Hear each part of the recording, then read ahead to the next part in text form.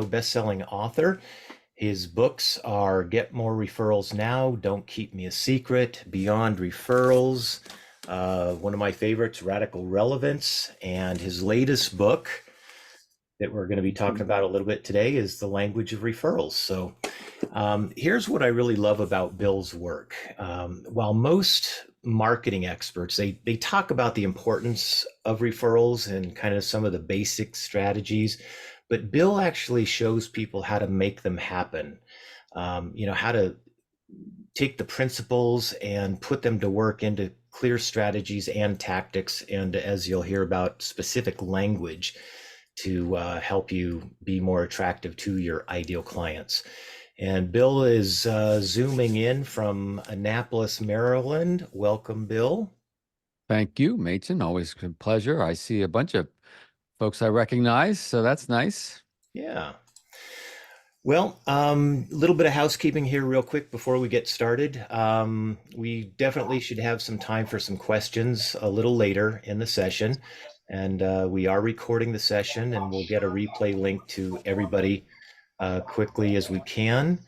And also, if you'd like the slides that Bill's going to share with us today, I recommend that you get them. Bill will explain how to do that when we get to that time. And let me do a little bit of background managing here. Let's see. I'm going to just, where do we put everybody Why don't you on? put everybody on mute and I can unmute. Yep, that's what I'm looking to do here.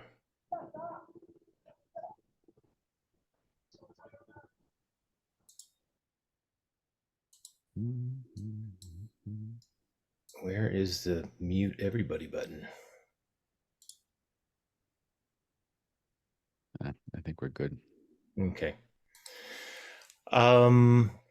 Yeah, so let's jump into this. So Bill, really another book on referrals? Yeah, well, things have evolved a little bit over the years. It's harder to reach people, so we got to focus more on introductions, which I know we'll get into. A lot more Zoom virtual events. Obviously, sometimes it takes a little longer to build trust and build that dynamic with prospects and clients. Some advisors aren't sure, can I do this over Zoom, etc. That's changed things a little bit. So I just wanted to give everybody my latest thinking. And what I've also realized with the book, The Language of Referrals, it's very tactical, practical, tactical. And what I mean by that is I'm going to give you the exact words, and we'll go through some of those words here today, because sometimes a strategy, there's a strategy out there. Like, I don't know who's needs to be muted, but Rick or Ray, or there's a few bunch of folks I can see are unmuted. Anyway, sometimes a strategy may not be accessible because you don't feel confident, but if you get the right words, then you get the confidence. So I wanted to make this a confidence building kind of book. So yeah, I mean, does the world need another book on sales or leadership or customer service or anything for that matter? Yes and no. Well, I think you'll appreciate my perspective, and you'll get a pretty good glimpse of it here today. Good, good. Well, now I'm clear on why the world needs another book on referrals. So, you've been teaching financial advisors and other small business owners how to basically multiply their clients through referrals and introductions for almost 30 years. Have the principles and strategies and tactics changed really over the last 3 decades? Yeah, so the principles almost never change, and those will come out a little bit as I do have some slides I'll present, by the way, as we go. We're just going to be a little hybrid interview presentation. So for instance, the principle of having to be referable in the first place, that has not changed. We always have to make sure that we're referable to begin with, and not just with prospects and clients, but with centers of influence. Anyone has the ability to connect this. I was doing a coaching call with actually a team, about 10 people, about 2 hours ago this morning. And one of the principles that came up was this idea of treating the conversation with importance. That if someone brings up a friend, a family member, a colleague in the conversation, while we may not pounce on that possible referral opportunity, that might be seen as aggressive, and we don't want to do that. Got it. Oh, Bill, sorry about Yeah. that. On the other hand, we don't want it to be um, an oh by the way conversation. They said, should we wait till the end of the meeting when we're kind of into social conversation again? I said, no, no. The principle is treated with importance. So I love to give principles because from the principles, all the strategies and the tactics develop. Now, as I mentioned already, one thing that has changed is the shorter calls, the Zoom calls, the need for the connection, the introduction. So those are the things that have changed. And every time I talk about a strategy and tactic here today, and if I don't, Machen, you can remind me. I want to make sure I give you the principle behind that, so that ultimately you don't need me, right? You can make your own decisions because you know what we're trying to achieve at any point in time. Got it. Okay. Um, so there's a little bit of distinction between referrals and introductions.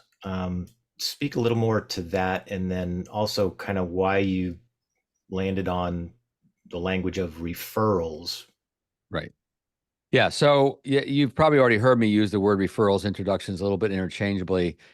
Let's make that a not for public, right? For internal use only, as compliance would say, the word referrals.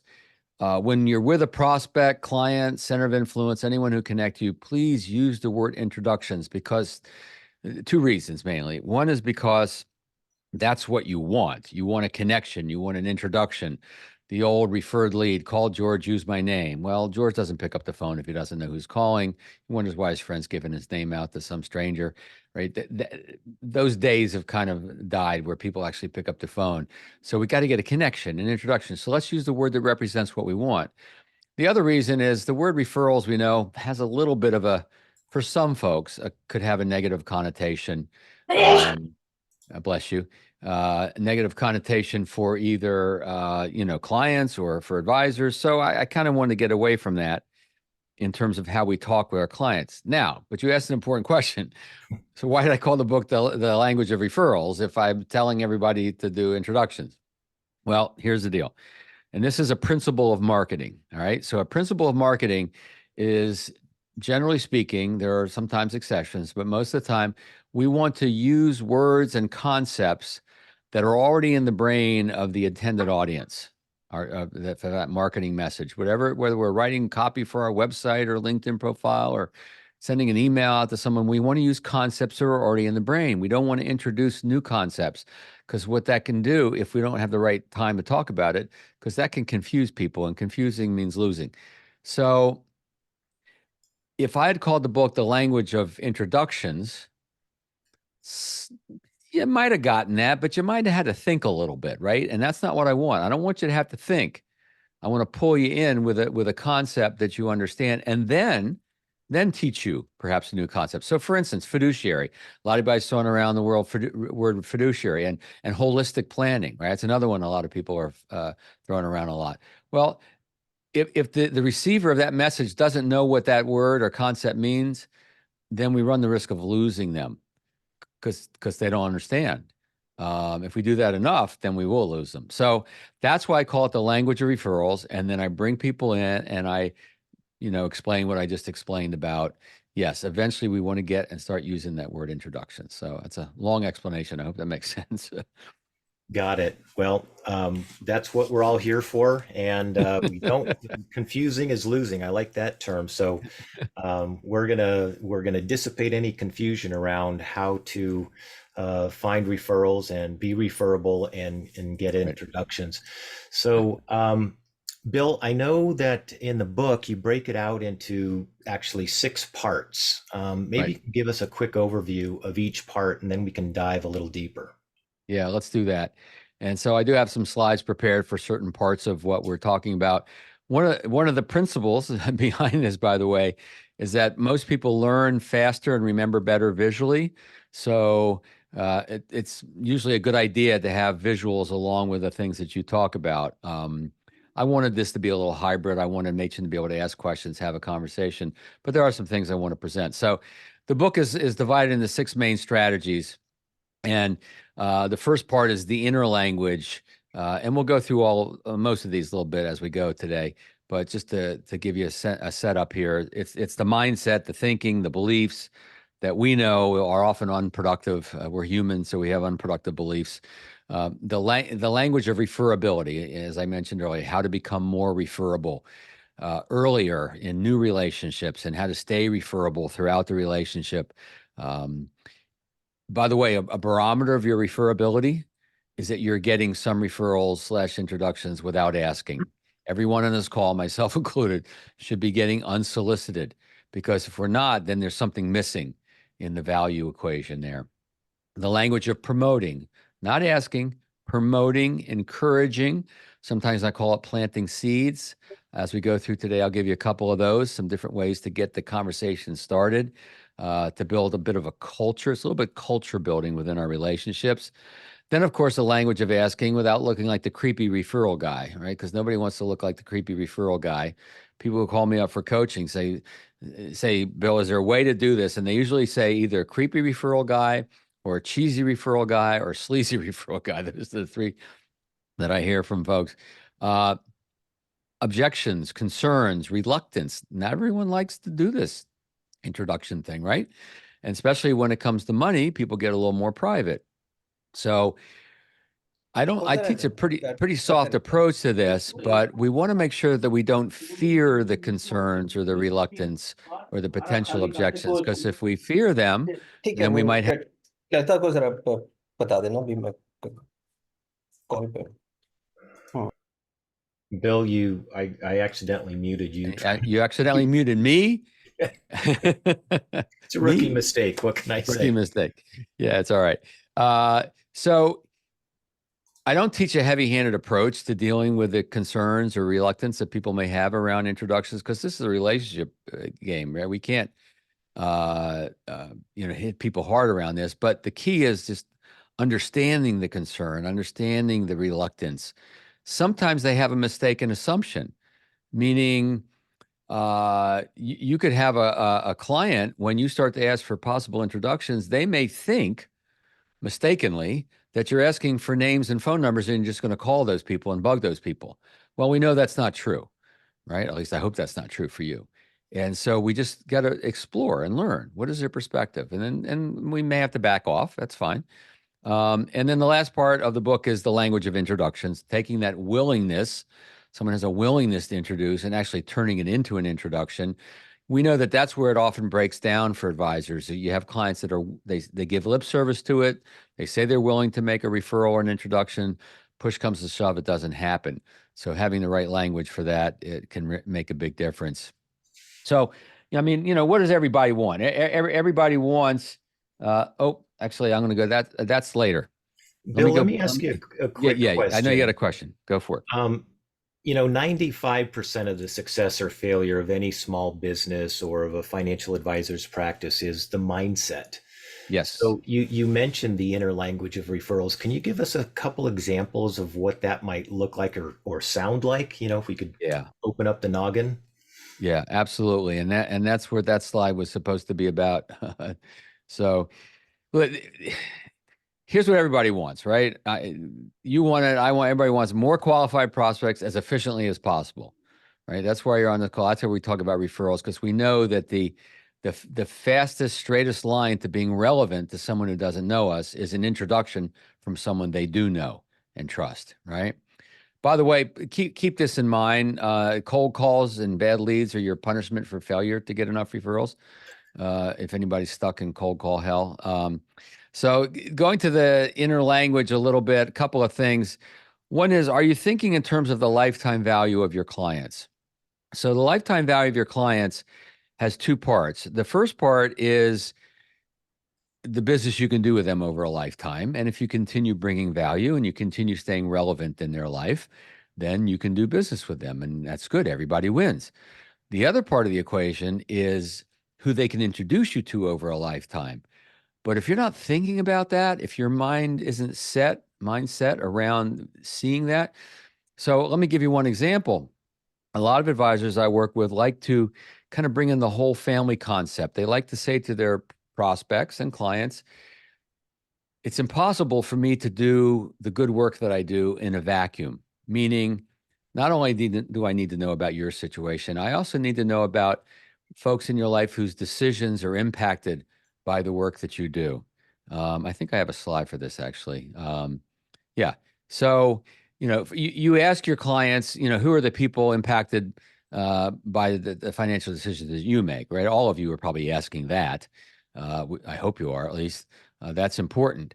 But then there's another part to this equation, and that is, who are some people in your life who make decisions, who might make financial decisions that can impact you?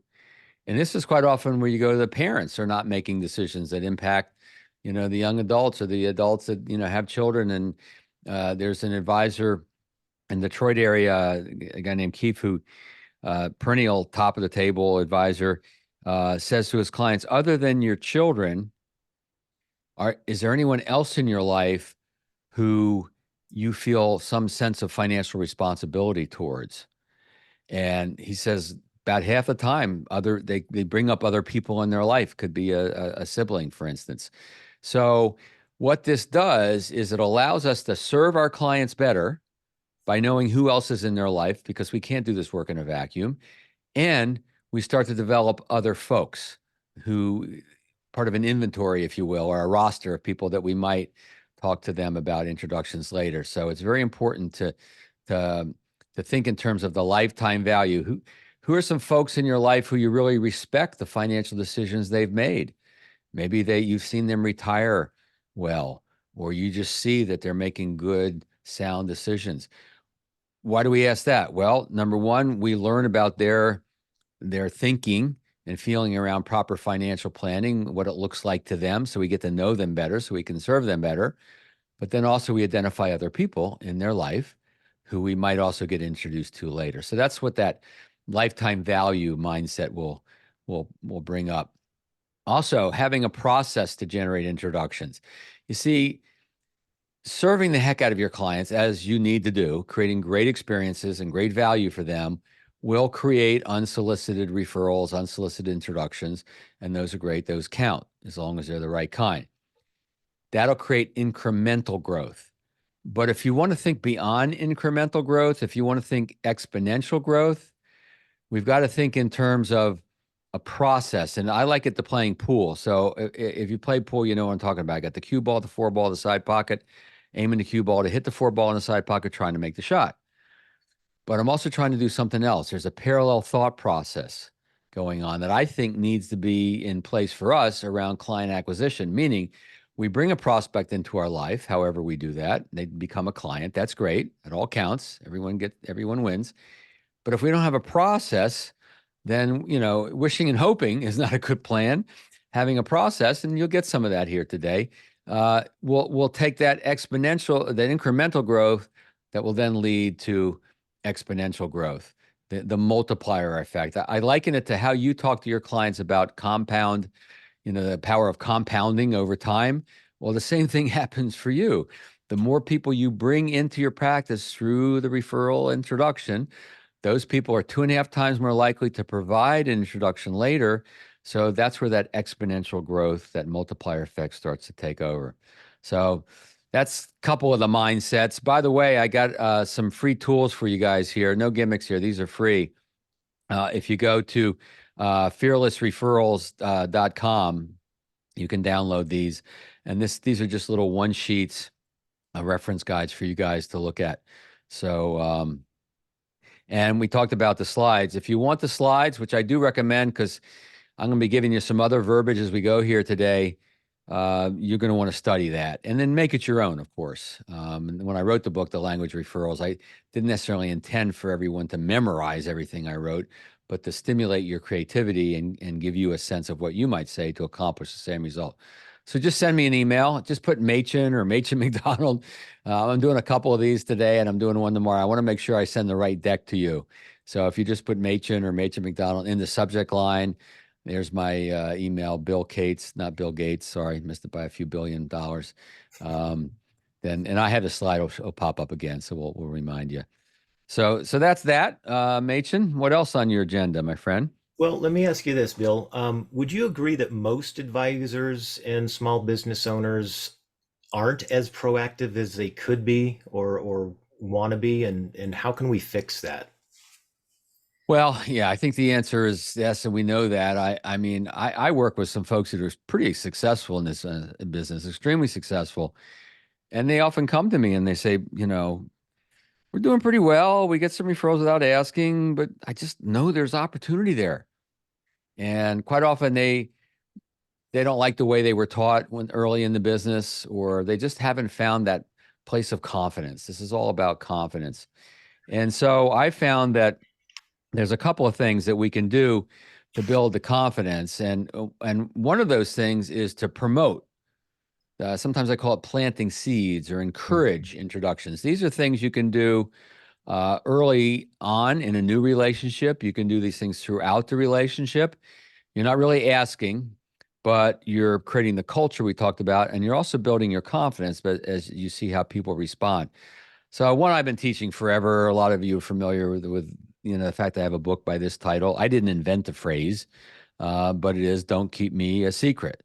Right? Simple little thing. It's kind of a fun, clever little thing. It doesn't fit everyone. I know some people don't like this phrase because it doesn't fit them. That's fine. We got others. Um, and so what this does, though, is it goes into the unconscious. It lets your clients know. In fact, here's a question: do all your clients know, or at least your A clients, B plus A clients, any of the ones you'd like to replicate, do they know not to keep you a secret? Do they know that you're never too busy to see if you can be a resource to help other? I was working with a guy several months ago. I remember he says, "Bill, I heard something from a client this morning. I think I'm not supposed to hear this." I said, "What's that?" He says, "A client said to me, and he's one of my best clients, said, are you still taking on new clients?" I said, "Yeah, you're not really supposed to hear that." Meaning your clients should know that in a gentle, appropriate way, that you're never too busy to see if you can be a resource. Now, notice I say to see. Those are the qualifying words. Brand new in the business, you could say never too busy to meet with, never too busy to help. But once you get to a place where you're a little more selective, then you want to say never too busy to see if I can be a resource. The words we use are important, how we say them. Here's that one, right? Never too busy to see if I can be a resource. Uh, Let me give you one way to promote introductions, and don't be surprised if this turns into introductions on the spot. You're not doing it for that, but be prepared because it can happen. And that is to teach everybody what it might look like. This is one thing that everybody can do to teach your clients what it would look like if they did think of someone. So I'll pick on you, Machen, and I'll illustrate this. Uh, Machen, a lot of our clients love to introduce the work we do to others in their life, and I just thought if that opportunity ever presented itself to you, it'd be good for you to have a sense of how we'd handle it, what it would look like, so you'd feel comfortable. First of all, the work we do is completely confidential. They're not going to learn about your financial situation from me, and vice versa. Even with family, close friends, we can't cross that line. Second of all, I handle this sort of thing with great care, meaning I'm not going to call people from out of the blue and make them wonder why did Machen give my name out to this guy. Nobody likes to get that kind of call anymore. So I like to work through a well thought out introduction. So when you think of someone and you think they should at least be aware of what I do, let's talk. Let's see what is the best way for you to connect me with them in a way that they feel comfortable, in a way that, of course, you feel comfortable. And I guess if we're lucky, we'll pique their interest in hearing from me. How's that sound? So that's an easy yes, right? You're not really asking for an introduction to anyone. And I've just taken away the two most prevalent objections for why advisory clients don't provide referrals or introductions is they're concerned about confidentiality. And if you haven't talked to them about what it would look like, if they aren't clear on if they bring someone up in conversation, how you would pursue that connection, then that unknown could be perceived as a risk. And so they won't go there. So this does a lot. This one I just gave you does a lot. This is on page 57 of the Language of Referrals, I might add. Now, we don't want to confuse promoting introduction. I know that page number because I just worked with a group this morning on that. We don't want to confuse promoting with asking. There really is a difference around that. But let's see. Let me just keep going with that, Machen, if in the interest of time. Yeah. So there's a lot around this, but in the interest of time, I want to kind of cut to the chase around the ask to make it as effective as possible, as I've mentioned already, without looking like the creepy referral guy. Nobody wants to look like that. I don't even think he wants to look like that anymore. So here's what I know. What I know is you guys are confident, guys, gals. You're confident. You're smart, successful, right? But when it comes to being proactive for introductions, many of you turn into a bowl of quivering jello. It's like all of a sudden that smart, confident goes out the window, right? So what needs to happen for most people is that little switch inside the brain needs to flip. And I'll tell you, someone I've been working with for a while. I love this slide, by the way. You see how that's flipping it? Took me Washington Commanders, LA Raiders game to figure out how to do that on PowerPoint. But let me tell you about Al Fox Mount Laurel. When I met Al, he had 300 million under at management, so he was already doing pretty darn well. And he needed a switch in his brain to flip because he was doing well, but he wasn't getting as many referrals as he wanted, as he knew was possible. And once he realized that he could make the request, not so much about him and the old way, how I get paid in 2 ways or 3 ways, or I'm trying to build my business. We meet all our clients through referrals. Please help me grow my business. Nothing wrong with asking for help, but that's all about you, right? So when he realized that he can make it all about the value of paying the value forward, that's when his business really took off, and he's over $1 billion under management now. So here's the wrong way to ask. All right, let's start with the wrong way. And we've all fallen guilty to this. I have, you have.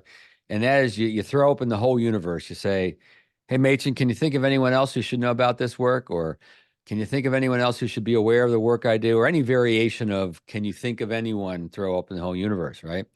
And occasionally lightning strikes and occasionally it can turn into something, but really it usually fizzles, right? And so I want to give you a kind of condensed version of how I teach how to ask by focusing on what I like to call a bullseye referral, a bullseye introduction. So the best, usually the easiest and most comfortable, confident place for you to go is specific people they know, they know. Could be like we talked about earlier, right? Could be people who've done real well in managing their finances from your client's perspective. It could be family members, could be folks in their business association, or if they're involved in philanthropy. Anything they know, that's the best place to start. The principle at hand is the narrower the better when asking for introductions. The narrower the better. Now, if you're pretty good at what you do, then you're going to naturally learn other people in your clients' lives. It's kind of hard not to if you're good at doing what you do. Now, I put this on the ring right outside of the bullseye, but this is really also a very powerful place to go with your request. And this is age old. This has been around in our industry forever. Categories of life events, money in motion, right? Married, kid, changing jobs, selling property, selling long-held, equities, inheritance, you name it, all the stuff that happens, right? And we know that money intersects all aspects of one's life. So really almost anything happening in somebody's life could be tied to the possible of money. If you look at your clients that are in your book of business now, I would wager that most of those folks, when they decided to talk to you, there was something going on in their life that put you on their radar. They'll let you in, right? Could be something simple like getting married, having a child, could be something more complex. But nonetheless, it is usually a trigger event of some sort. And so one of the best ways to brainstorm, to explore other people they might know who should be aware of you at least, is to go through these lists of life events, money in motion. I think I have some of them here, in fact. And so this is one reason why you want to get the slides so you can look at these. And there's a lot of things, right? A lot of life events. And these life events, money in motion, they kind of overlap a little bit, as you can tell. And so when something's going on, their radar is more likely to be up. So this is one of the best places to go. And let me tell you what it sounds like, since we're talking about the language, right? It would be, Machen, I'm glad to see the value in what we're doing here. And I was hoping we could bring this important work to a few folks that you care about. And I've got a few ideas I'd love to run by you. People we do some pretty good work for, some categories of people, actually. In fact, you're in one of those categories. Oh, what category am I in? Right. So you can create some lightness around this. You can create a little fun around this. Um, and then you're as specific as possible, right? Specific people, specific categories. Now you can move out a little further and you can go to LinkedIn. I like to joke that the only people making money on LinkedIn are the people charging you money to teach you how to make money on LinkedIn. There are exceptions, however, though. In my podcast, Top Advisor Podcast, shameless plug, topadvisorpodcast.com. It's free. I'm not going to sell you there. If you look for Mondo Salavanti's a recent episode, that is an advisor who's doing very well with LinkedIn. But for most folks, this is a little further out on the target. It's not going to be quite as productive. Now, you can bring it to open-ended brainstorming. You can do that, but you don't want to start with that. You want to start with, I've got a couple ideas or a couple of specific people in mind. And then, depending on where that goes, and you say, well, it's the ideas I had. Gosh, who do you think should be aware of the work I do? But you just don't start there, right? You work your way to that. So hope that's making sense. That's awesome, Bill. I like how in the book, part 3, you talk about promoting introductions, and in part 4 about asking for introductions. So there's that distinction there. And what I'm hearing you say really is not just asking for introductions, but asking for specific introductions. So tell us a little bit more about the difference there. Yeah. So the difference is, for promoting is, first of all, is that don't keep me secret, never too busy. Another way to promote, by the way, is to teach your clients the categories of folks that might be a good match for the work that you do. So there's a lot of ways to do that. And if you serve the heck out of your clients and create great relationships and you promote a little bit on a fairly regular basis and build that culture, you will see a difference.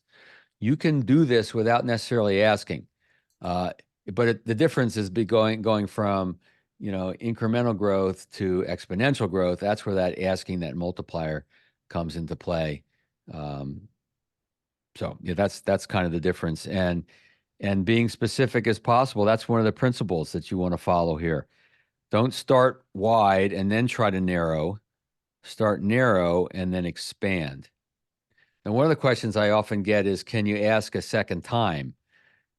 And the answer is yes. The key in asking a second time or even a third over time with clients is to always refer back to what happened before. So it doesn't look like you're a robot and you're not taking good notes and remembering what they did. So if, I say, Mached, when we first got together a year ago, I brought up the idea of introducing me to some folks you care about, and you weren't ready. We were just getting started with the work we were doing. I understand. Now that, we've done some good work over the past year, I do have a few folks you've mentioned in past meetings. I'd love to run it by you just to see if you might be open to introducing me. And so I want to acknowledge what happened in the past, right? Or if you did it in the past, a year ago, you introduced me your sister and brother-in-law, and I appreciate it. I didn't even ask. And they told you, I know that we're working together. And gosh, I guess now I'm asking. I got a couple other ideas I'd like to run by you, if that's okay. So the key in asking a second or more is just refer back to what happened, acknowledge that, and then come prepared. And if I say I've got a couple of folks you've mentioned or a couple of categories and you're in that category, it creates some fun, some lightness around this and makes everything a little bit easier. That's awesome.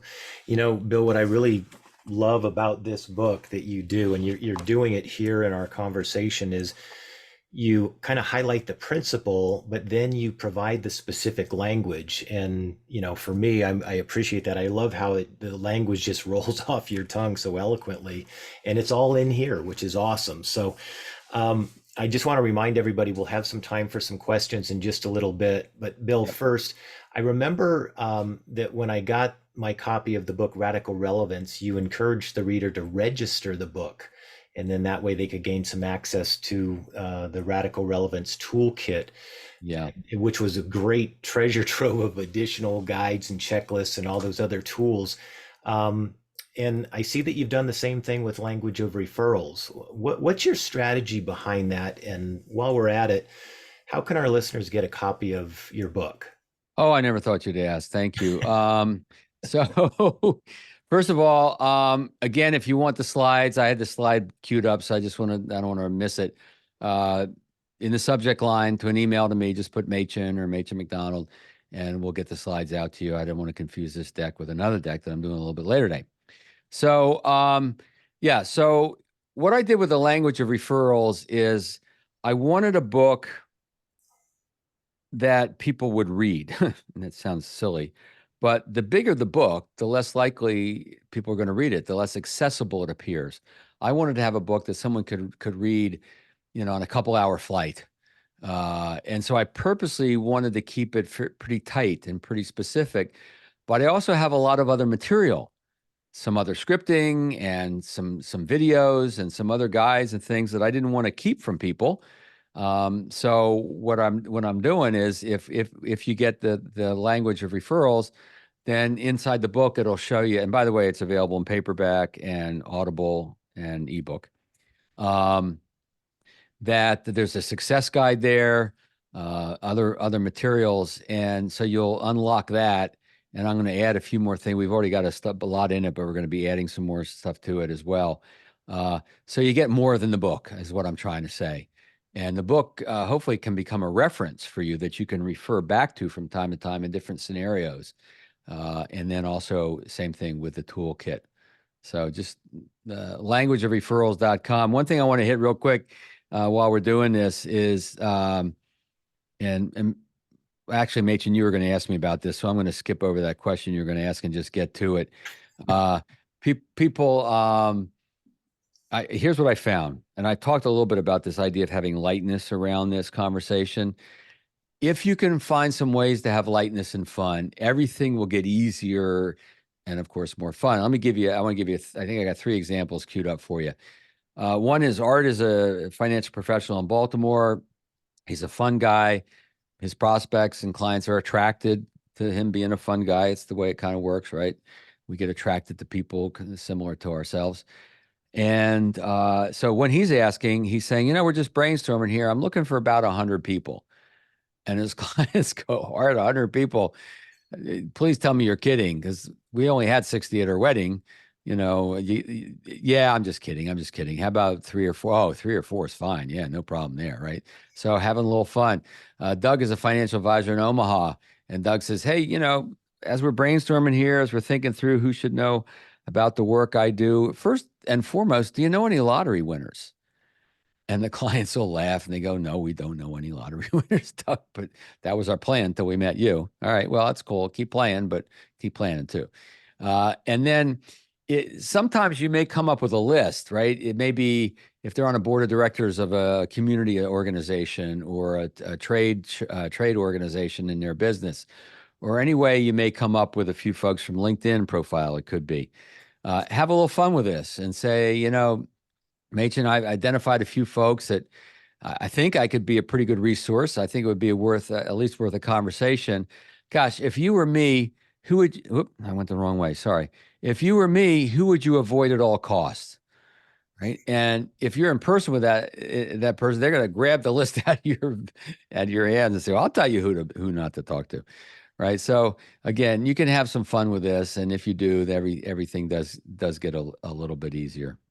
So I've got happy fingers here clicking through the slides. So let me get off of them for a minute. Yeah, I love that. I always say, make it up, make it fun, and you'll get it done. So I'm a big fan of bringing fun into the equation. Let me ask you this. In your book, I think it's part 5, it deals with the client's reluctance of maybe giving some referrals, and you actually have a formula in there. I know we don't have a lot of time right now, but could you just kind of highlight, how to address the reluctance? Yeah. So the principle here at play, and this is true for any objection that you ever get from anybody in life, period. Hmm. reluctance, except for teenagers. With teenagers, there's nothing that good, solid reasoning won't aggravate further.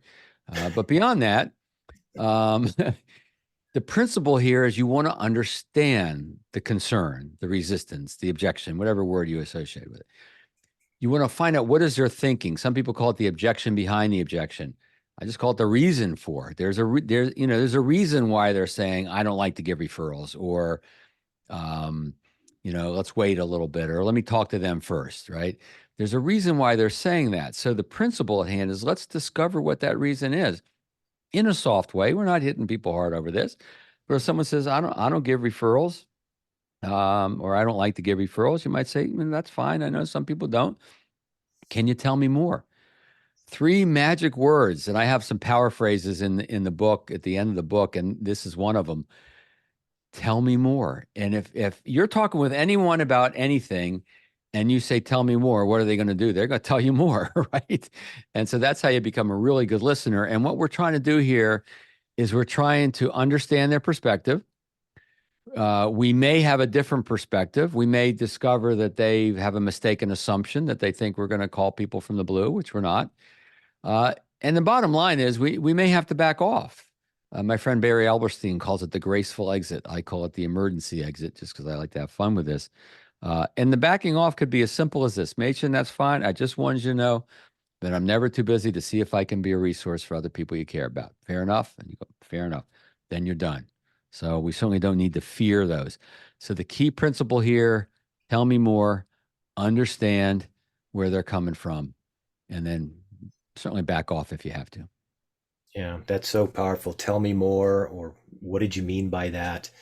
Sometimes just repeating the last 2 or 3 words of their sentence it prompts them to tell us more. And that way, I saw Lloyd called it the elegant exit. I like that. Yeah. Yeah. So I got Lloyd, I got my sign here. See, it's thumbs up for that. And the flip side of thumbs up, of course, is thumbs down. You don't ever want to get that. Never. All right, go ahead, Machen. Shoot for the thumbs up. Yep. I remember in part 6 of the book, there's we can get the client to be willing to refer, but how do we get them to turn that into an actual effective introduction? Right. Yeah. So let's hit that real quick. Then we'll have some time for questions. So securing the introduction, very important. This is often where it falls down, we know, as I mentioned earlier. So let me give you the principle at play first. Before COVID, nobody knew the answer to this. Now everybody knows. When the Food and Drug Administration is looking to approve a drug for the market, it's looking for 2 criteria, right? It wants that drug to be safe and effective. If I can get my slides to work, there they are. For us, what does that mean? It means comfortable and relevant, right? Comfortable, safe for everybody, effective, relevant, then it will be effective. So that's what we're trying to accomplish here. That's the principle, all right?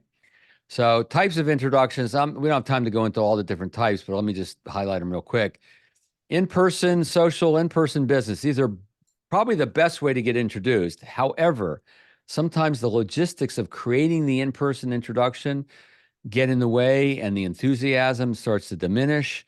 And if you can arrange an in-person social or business meeting to get introduced that way, go for it. But only if it's something fairly easy to do, something fluid within the relationships that exist there.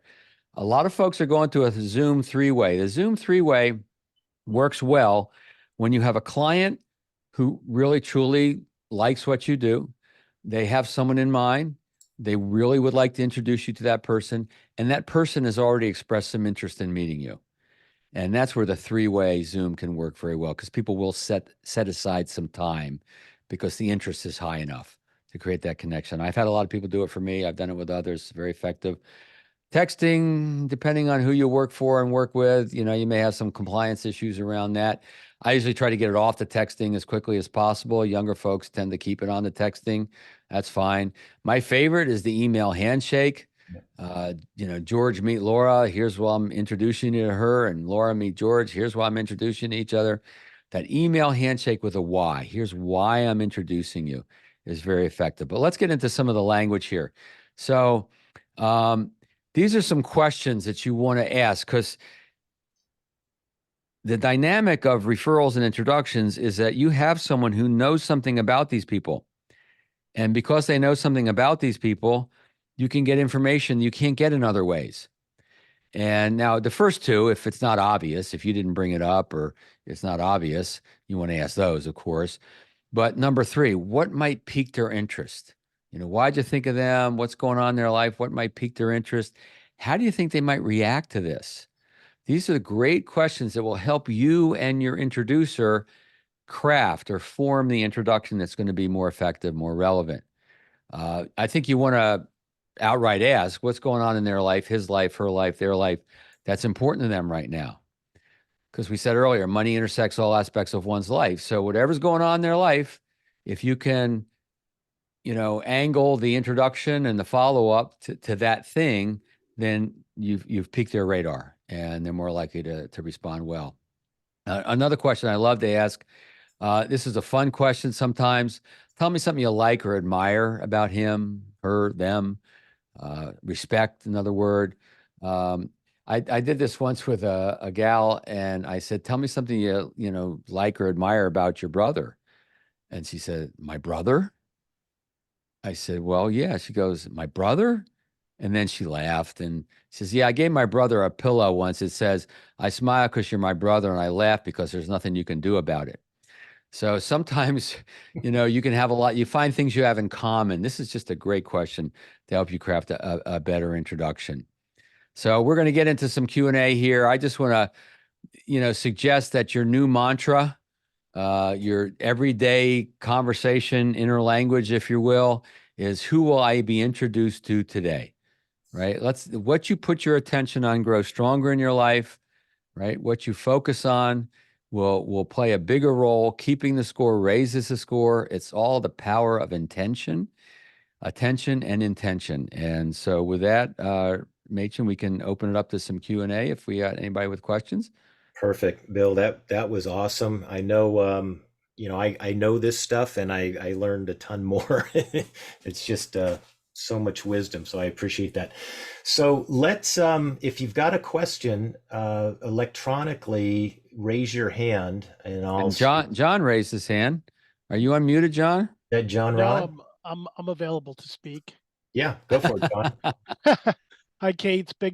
Bill Cates. Big fan. I've been following you for years. Thank you. I own a digital marketing agency, so I'm quite an easy referral. You mentioned the why. So what ends up happening for me is I get referrals and I get that email handshake, but sometimes there's no why. And Right. once you get the email, it's too late for you to ask or respond back why. So how do I vet it a little bit before I Yes. get it? Yes, that's a great question. So first of all, I would suggest that it may be not too late in that if you see the introduction go through and there wasn't that why in it, before you respond, see if you can get on the phone or Zoom or something real quick with the introducer and say, "Tell me a little more about yours. Tell me a little more of the why. Let's make sure that I at least use it in the follow-up," right? So it's not lost. It's not ideal, but it's not lost. The key is just to teach clients how to create a good introduction. And so I could say to you, John, John, I appreciate you wanting to introduce me to Laura. And I know we talked about that email handshake. If you could not just tell a little bit about me, but also, why you think she and I should talk. Could be based on something that you guys have talked about in the past. Or maybe even before that, John, before I even coach you on that, I might just say, why Laura? Why are you introducing me? How do you think she'll react? I gave you those questions earlier, right? And so you just encourage that referral source to use that in the introduction. In fact, you can create a template for an email introduction that kind of models the best way to do it. And you can give it to your introducer and say, "Look, your words are going to be a lot different, but I think you can emulate the process and you can see the process here." And so it's really on the front end, John, just teaching them how to make a good email introduction. One of the power phrases that's in the book that it fits here is I just love saying this. It works so well. John, here's what I found works the best. Here's what I found works the best. Everyone wants to know what works the best. And then when you tell them what works the best, as long as it doesn't violate some, comfort zone in a big way, then they'll do that. So it's about teaching. And I have one more question on something you said regarding you said when you're dealing with people and they're making that final decision, there's like a critical emotional thing that they're going through. Um, can you talk a little bit more on that? What does that common denominator look like in your eyes? When someone makes a decision to move forward on anything. Yes, Yeah, yeah. yes. Yeah. So, yeah, I cover that in my book, Radical Relevance. It's research done by Antonio Damasio, who's a neuroscientist, and using fMRI brain imaging, say that real fast, functional magnetic resonance imaging. They've discovered what we always kind of knew was that every decision that people make, humans make, is based in emotion. And without the ability to feel emotion, there's no ability to make a decision. That's what they discovered in these subjects that had that part of the brain damaged. And so that's why we use stories. Number one, stories are great examples. For example, if we talk about prospects or clients who've done certain things, and people often ask me, well, all right, well, Bill, what about the Morningstar reports and the illustrations and all the logical stuff and graphs that we show them? Oh, that has its place too. That just creates an emotional response. And so it's all geared towards that emotional. If they don't feel emotional, now here's the emotion you want to have, and then we'll take Sean. I know has a question. We'll take you, Sean. Is it aspirational or is it critical? Here's what I mean by that. If it's something they want to do and get to, and they will get to eventually, like, yeah, eventually I'll buy some more life insurance, or yeah, eventually I'll get a plan made, or if it's aspirational, people don't move much on aspirational. They will a little, but it's not the strongest place to be. The strongest place to be is when you present the work you do and the gaps that they have as critical. So you've got to always talk about the cost of doing nothing. There's always a cost or a result or a ramification of doing nothing. And so when you talk about that, and not in a way that's heavy-handed or that you're trying to manipulate Right, anyone, right, right? This has got to be all genuine you right. talking. But let's talk about what happens if we do nothing, if we stay the course. And there's a cost to staying the course. So I hope that helps a little bit. Excellent. Thank you. Good. Thank you, Bill. Great question, John. Shauna? Thanks. I have a question, and I don't know if this is, I'm looking at your background behind you. So, I'm a chief marketing officer for a financial advising firm, and we have implemented and created a referral program that we're working on this year. And we're actually getting some really good responses from our clients. We're getting lots of the introductory meetings. And I see there's a blue book behind you. So I don't know if this is something you talk about in that book, but do you have any advice as far as after the initial meeting with the referrals too? Is there a certain process that you use with advisors to help increase your retention with your referrals? Because that's something that I'm noticing with the advisors I'm working with. They're lacking, I think, a little bit more of that personal relationship. So I liked a lot of the things that you talked about today. I can take back to them for when they have their meeting or how they're understanding the client. But do you have any guidance for the after fact of the initial introduction? So are you talking about the after effect with that new prospect and how to convert them into a client? Yes. Oh, okay. So now we're getting into some sales skills here, and I kind of hit on that a little bit. And Yeah. that is they've got to see a gap. If they don't see a gap between where they are and where they want to be, whatever that might look like in their life, then and they don't see that gap as being critical, then it's a good chance they won't act. Okay. Right. So think of a quadrant, and the problems that we solve, if you will, they could be blatant or they could be latent, meaning someone may know they don't have enough life insurance. They need to have more life insurance, right? It's blatant, and they know that if they died tomorrow, their family would, have to move out of the house, and that's critical, right? So we're always trying to play in that quadrant.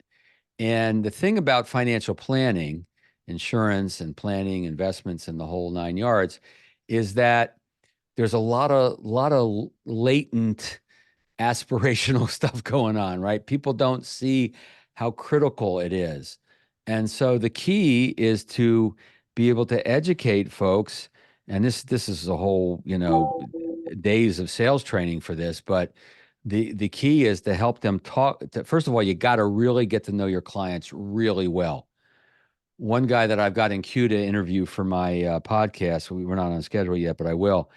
He closes 95% of his prospects because he really gets to know them well. He spends a lot of time, all aspects of their life. They go, why are you asking that? Why are you asking? It's like, look, money intersects every aspect of your life. And the more I can understand who you are and what you want and what's important to you, the more I can then help you plan properly for that. And I want to know what your dreams are. There's nothing worse than an unfunded dream. You have things you want to do, but if you haven't put money to it, then you may never get to do those things, right? So it's all about taking the time.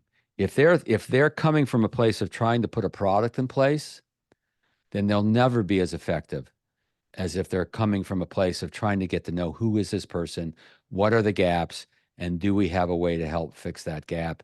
And do they see the gap as critical or aspirational? And if they see it as aspirational, then you have to talk about the cost of doing nothing, the cost of staying the course, the ramifications of that. And if they're able to live with that, there's not much you can do. But once it goes from aspirational to critical, that's usually where you're in a place where you can get people to take action because they feel the emotionality of the critical nature of it. Great question. Can I ask one quick one off of that, Bill? Sorry. Yeah, real quick, because we got a I couple know other there's other folks. hands, so I'm so sorry. Now, with the referral program, what's your opinion on like referral incentives? So if somebody does referrals, do you provide any sort of incentive to your I say thank you. Okay. I don't provide incentives to do it, Okay. but I provide surprise thank yous. Awesome. And that it could be $15 coasters with their university logo on it. A Yeti knockoff with their university logo on it. I like these big blankets, these fleece throws with the university and stuff. So yeah, you want to say thank you for making the introduction, but don't worry about trying to incent or reward. That usually doesn't work very well. Got it. Okay. Thank you. All right, we'll take Renee and then Delilah, and we'll call it a wrap. So Renee, go Close ahead. enough. It's Delilah. Delilah. Hey, Machen. Very nice to see you. And actually, my question was just answered because I wanted to know the thank you process, if you had a process in place or, but you answered it already. So I appreciate it. And thanks for sharing today. I really, really am learning a lot. And if you go to that website I mentioned, that fearlessreferrals.com, one of the tools there is the referral trust, how you receive the referrals, and there's more in there on that. Okay. So on how you receive the referrals you get, saying thank you, and getting the new client to say thank you to their friend who made that introduction. Okay. And I already downloaded your books, so thank you. Oh, well, bless your heart. Thank you. It's my goal this year was to master asking for the referrals and being able to teach my team. So Good. thank you very stay much. in touch. Let me know what questions come up as you go through it. I will. All right, Delilah. Renee. Good to see you. Go ahead, Delilah. All right. Thank you, gentlemen. It's not so much as a question, more like a statement that I need guidance for. I'm a brand new rep. I'm barely a month old. Woohoo. And yeah, I'm struggling with when it comes to referrals, like you were mentioning earlier. So, as the old saying, birds of a feather flock together. Most of my natural market, if not all of them, are in the low income, welfare, Medicaid status. And a lot of them, if not all of them, are non qualifying. And the ones that I do know, um, yeah, they shut me out pretty well because they can smell financial rep from a mile away. They're like, "Ooh, no, go away," and spray bug spray on me. So they've already have their finances all together. They've already have a financial professional working with them. So they really don't need me, let alone provide me referrals. So with that being said, my fear is as a brand new rep is that I will run out of potential prospects to get referrals to increase my business. And the natural markets that I have within my book of business that I do have, they've seen me on my words, they've seen me on my failures with different types of businesses that I will try. And so they don't really respect me as a potential success for this industry. And that's where my struggle is at as far as getting referrals there. So here's what I recommend for you is to find a target market. And what I mean by this is, and you may have one or two clients or friends or family that can help you with this, but could be a company, could be a large company in your area, where you decide to focus your energy. And all you need is one client from that company. Then you can look at their benefits package and you can see the strengths and weaknesses. I do want to question one of the things, as you said, is that they're already taken care of. They don't need you. Um, most people are getting inadequate financial advice. And so if you have an approach or a knowingness of, let's say, for instance, XYZ Corporation, and you've learned in working with your leadership in your company, you've learned places where they're kind of weak in their processes, in their benefits package, and where you might be able to fill a gap. That's the strength. That's where you can come and say, look, you guys have a great benefits package, a lot of good things, and there are some gaps where there are some places of exposure. And my specialty is working with employees of XYZ company to help them fill those gaps and make sure that there are no unexpected surprises down the road that will, impinge the financial dreams. So, whether it's for you, I would say it's probably a company. Now you can do small business owners in an industry. You can do university, faculty and administrators is not a bad niche for a lot of people as well. But if that's the challenge with natural market is a lot of people know you from other things and other ways. And they may even love you, like you, trust you, and see you fully capable. They haven't seen you in this part of your life doing this. So there's that credibility issue. So sometimes you got to get out of that natural market that isn't really a good market for you. And you can still do some pro bono work, and you can still help these people make good financial decisions and help them establish credit and all the good financial literacy things that need to be done, which is a great service to our society and the world and to humanity. I'm a big believer in that. And you're not just running a charity, you're also running a business. And so you need to find those people who do have the wherewithal to take advantage of what you do. So I would look for a target market and start to build a reputation within that target market. It's a way for you to bring, and this is true for everybody listening, by the way. This isn't just for you, Delilah. This really fits everybody in this business. Everything that I teach, referrals, value prop, all the things I've been teaching for 30 years, work better in a nice, clear, well-defined target market of employees in a company, owners of a business in a certain industry, medical practices, faculty, administrators, universities, and any kind of target market affinity group. So why don't you bring us home, Machen? Sounds good. This hour flew by. So thank you, Bill. Great information. Everybody, our guest has been Bill Cates, president of Referral Coach International, founder of the Cates Academy for Relationship Marketing, and the author of several great books, including Radical Relevance and his latest book, The Language of Referrals. Bill, we want to thank you. Any parting shots or shout outs? Yeah, I do have a parting shout out, and that is everything we talked about here, everybody. This all has to come from your belief in the value that you bring to individuals and the ripple effect it has on other individuals, family members, etc. This is critical, important work you guys do. There's a reason why the financial services industry was deemed critical when COVID hit, because the work you do is critical for people. And so and all the referral, introduction language, everything I teach has to come from that place. And when you realize the incredible magnitude and the amount of lives that you touch, when you touch one life, you touch many lives and generations into the future sometimes. That's a pretty heavy, important, mission to be on. And that's, if you can come from that and you can really believe that and internalize that, the rest of this will get much easier because you'll no longer feel that you're, pushing anyone to do anything. You're just asking help to help others with the important work you do. Yeah, Well let done. that land, let that sink in, because that's so important. So I want to thank everyone who attended. Thank you, Bill. And just to let you know, we will be getting a link to the replay out as quickly as we can. So look for that. Hopefully you took a snapshot of some of the QR codes. So take advantage of that. Do not starve at the barbecue. There's a ton of information in there. So thanks again, Bill. And thank you, everybody. Thank you. Take care, Thank you, guys. Bill. Well done. Well done. Thank you, John. Thanks, Thanks, Lloyd. Mached. Thanks.